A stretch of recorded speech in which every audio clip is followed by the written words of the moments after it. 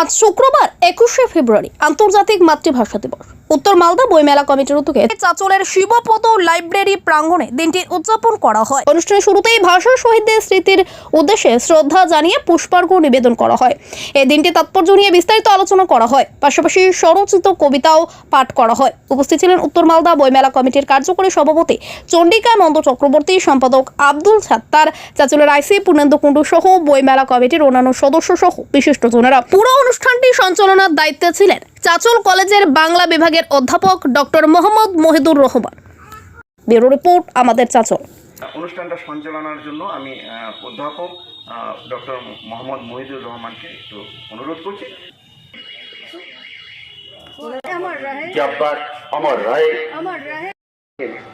সুতরাং আপনিও বাঙালি, আমিও বাঙালি, কথাটা বাংলায় বলে খুশি হব। সমস্ত এই আন্তর্জাতিক স্তরে এই ভাষা দিবসটা পালিত হচ্ছে। মাতৃভাষার উপরে 4 লাইন কবিতা লিখেছি, এটি একটু শোনাবো।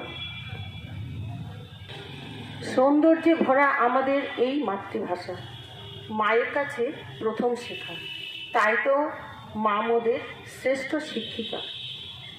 বাংলা ভাষা মায়ের ভাষা, মা যে মোদের পড়তে শেখায়।